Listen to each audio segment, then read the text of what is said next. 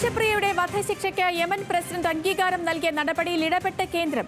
India സർക്കാർ നിമിഷപ്രിയയുടെ കുടുംബത്തിന് എല്ലാവിധ സഹായവും ഉറപ്പാക്കുമെന്ന് വിദേശകാര്യ മന്ത്രാലയം പറയുന്നു. വിശദാംശങ്ങളുമായി ഡൽഹിയിൽ നിന്നും ശരത്ലാലുണ്ട്. ശരത്ലാൽ, ഇപ്പോഴും പ്രതീക്ഷ അസ്തമിച്ചിട്ടില്ല, കേന്ദ്ര ഇടപെടൽ ഉണ്ടായിട്ടുണ്ട്. ഇനി എന്താണ് ഈ സംഭവവുമായി ബന്ധപ്പെട്ട് പ്രതീക്ഷിക്കാനുള്ളത്?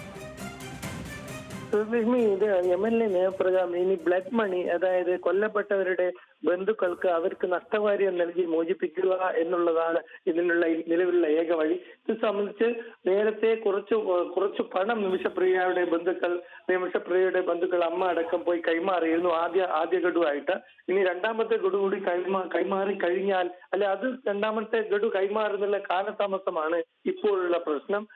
അത്രയും തുക കണ്ടെത്താൻ അവർക്ക് കഴിഞ്ഞിട്ടില്ല, നിമിഷപ്രിയയുടെ ബന്ധുക്കൾക്ക്, കുടുംബത്തിന് കഴിഞ്ഞിട്ടില്ല എന്നതാണ് നമുക്ക് ലഭിക്കുന്ന വിവരം. എന്നാൽ ഇനി ഒരു നിവൃത്തി മാത്രമേ ഉള്ളൂ. ബ്ലഡ് മണി, അതായത് നിമിഷപ്രിയ കൊല ചെയ്യപ്പെട്ടു എന്ന വ്യക്തിയുടെ ബന്ധുക്കൾക്ക് അതിന്റെ നഷ്ടപരിഹാര തുക നൽകുക. ആ നഷ്ടപരിഹാര തുക നൽകി കഴിഞ്ഞാൽ ആ തുക നൽകി അവർ മാപ്പ് നൽകിയതായിട്ട് യമൻ കോടതിക്ക് നൽകി കഴിഞ്ഞാൽ സ്വാഭാവികമായിട്ടും നിമിഷപ്രിയയുടെ മോചനം സാധ്യമാവും. ഇക്കാര്യത്തിലുള്ള ചർച്ചകൾ തുടരുമെന്നാണ് വിദേശകാര്യ മന്ത്രാലയ വക്താക്കൾ നമ്മളെ അറിയിച്ചിരിക്കുന്നത്.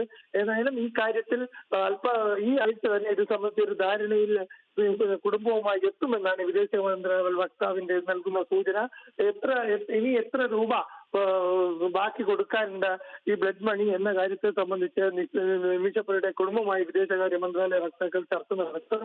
അതേപോലെ തന്നെ യമൻ സർക്കാരുമായി ഉപയോഗിച്ചുകൊണ്ട് ഈ ബ്ലഡ് മണിയിൽ എന്തെങ്കിലും വിട്ടുവീഴ്ച നൽകുന്ന കാര്യത്തിലുള്ള സമ്മർദ്ദം ചെലുത്തുമെന്നും വിദേശകാര്യ വക്താവ് പറഞ്ഞു. എന്നാൽ ഇന്നലെയാണ്, തിങ്കളാഴ്ചയാണ് നിമിഷപ്രിയയുടെ വധശിക്ഷ ശരിവെച്ചുകൊണ്ട് മത്സ്യം നടപ്പിലാക്കാനുള്ള ഉത്തരവിൽ യമൻ പ്രസിഡന്റ് ഒപ്പുവെച്ചത്.